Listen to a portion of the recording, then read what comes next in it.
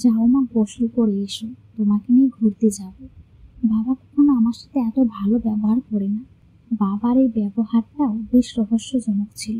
তাই নিজেকে শক্ত করে বাবাকে মাথা ঝাঁকিয়ে বললাম, ঠিক আছে। বাবা আমার কথা শুনে চলে গেলেন। আমি সরাসরি গোসলে না ঢুকে বাবার দিকে নজর দিলাম। বাবা তেজস্বিনীর ঘরে যেতেই দরজার আড়ালে দাঁড়িয়ে পড়লাম। বাবা তেজস্বিনীকে আলমারি থেকে একটা কফনের কাপড় বের করে বলল, তেজু, রূপাকে সারা হাত পায়ে হলুদ মেখে একটা শাড়ি পরিয়ে দাও। ও তোমাদের তো আমার পরিচয় দেওয়া হলো না। আমি রুকাইয়া, সবাই নামটা ছোট্ট করে রূপু বলে ডাকে। ইন্টার সেকেন্ড ইয়ারে পড়ি, মানবিক বিভাগে। কলেজে তেমন যাওয়া হয় না বললে ভুল হবে, যেতে দেওয়া হয় না, শুধু পরীক্ষার সময় গিয়ে পরীক্ষা দিয়ে আসি। যাই হোক, বাবার কথা শুনে আমি বুঝতে পেরেছিলাম আজ আমার সাথে খারাপ কিছু ঘটবে। হাত পা কাঁপতে লাগলো আমার, বুকের পালপিটেশনটাও বেড়ে গেল।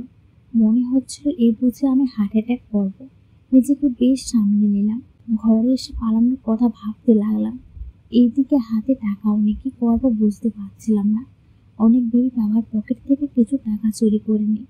চারিদিকে আগরবাতির ঘ্রাণ আর গোলাপ ফুলের ঘ্রাণ নাকে ভেসে এসে যেন মাথাটা ব্যথা করতেছে। তবু সাহস করে দরজা বন্ধ করে কিছু কাপড় আর প্রয়োজনীয় জিনিসপত্র গোছাতে থাকি। এরই মধ্যে দরজায় কেউ একজন খটখট করতে লাগলো। আমি খটখটের আওয়াজ শুনে কেঁপে উঠি। কোনো রকমের গোছানো জিনিসপত্র খাটের নিচে রেখে দরজা খুলে দেখে তেজস্বিনীর হাতে সাদা কফনের কাপড়টা নিয়ে দাঁড়িয়ে আছে। আমি ঢপ গিলতে বললাম, মা আপনি? তেজস্বিনী হালকা হেসে বলল, হ্যাঁ আমি। তোমার জন্য এই শাড়িটা এনেছি, জন্মদিনে পরো কেমন? আমি একটু ভয়ে বললাম, সাদা শাড়ি? তেজস্বিনীর মুখের হাসিটা বিস্তৃত হয়ে বলল, হ্যাঁ সাদা শাড়ি। সাদা তো শুভ্রতার লক্ষণ, একে পবিত্র রং বলা হয়, তাই এনেছি। তেজস্বিনীর কথা শুনে কথা না বাড়িয়ে কাঁপা হাতে সাদা শাড়িটা নিলাম। ভেবেছিলাম এটা কখনের শাড়ি। যাই হোক, সাদা শাড়িটা নিয়ে তেজস্বিনীকে বললাম, আমি পরে আসতেছি। তেজস্বিনী আমার কথা শুনে গালের এক কোণে হাসি রেখে টেনে চলে গেল। আমি দরজাটা লাগিয়ে কোনো রকম সাদা শাড়িটা পরে প্রয়োজনীয় জিনিসপত্রগুলো নিয়ে বাড়ির পেছন দিয়ে বের হয়ে গেলাম। নিজেকে ভালো করে ওড়না দিয়ে মুড়ে নিয়ে বাসে উঠে গেলাম। অচেনা এক শহরে যাচ্ছি, মানুষগুলো বেশ অপরিচিত, তবুও যেন একটু আশার আলো দেখতে পাচ্ছিলাম। জানি না গন্তব্য কোথায় আর কোথায় এটা শেষ হবে, শুধু জানি একটা অজানা আলো খুঁজে বের হয়েছি। যে আলো আধারে কোনো হিংস্র ঘটনা থাকবে, যে আলো এক চিলতে রশিতে নিজেকে রাঙিয়ে দিতে পারবে।